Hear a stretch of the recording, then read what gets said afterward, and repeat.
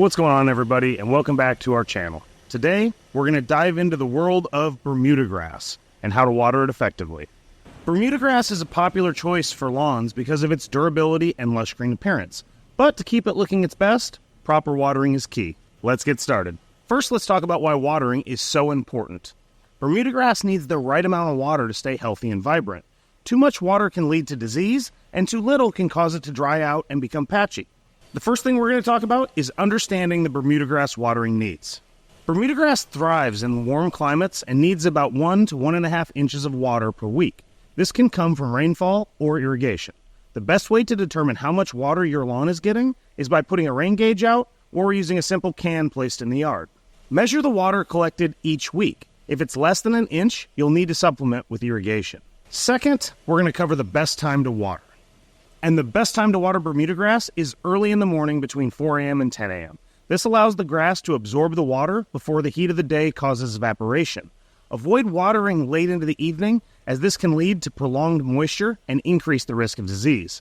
Next, we're going to cover watering techniques. There are various ways to water your lawn effectively. You can use oscillating sprinklers, impact sprinklers, or an in-ground irrigation system. Each has its benefits.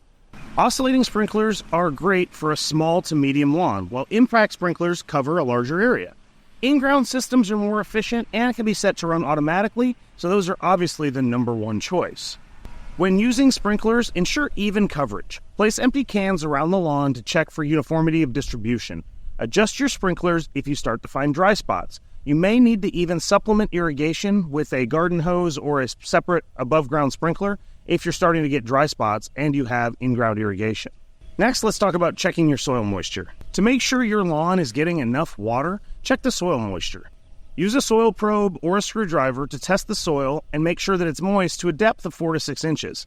If it's dry in that area, you need to water more.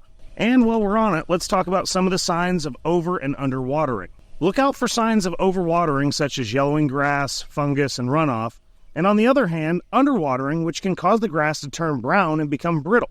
You need to watch for both of these because overwatered and underwatered Bermudagrass are just not going to grow or look like you want them to. Adjust your watering schedule based on these signs. It's better to water deeply and infrequently than to water lightly and often. Deep watering encourages root growth, making your lawn more drought resistant. Next, let's talk about seasonal adjustments. Remember, your watering needs to change with the seasons. During the hot summer months, you might need to water more frequently, and in cooler seasons, less water is required.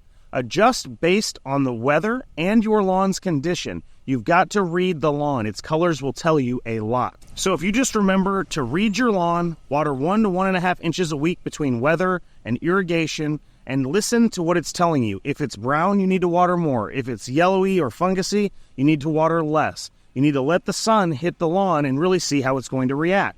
But if you follow those simple steps that we talked about in this video, you're going to be just fine. And that's it. With these simple tips, you'll be well on your way to maintaining a healthy and beautiful Bermudagrass lawn. Remember, the key is consistency and observation.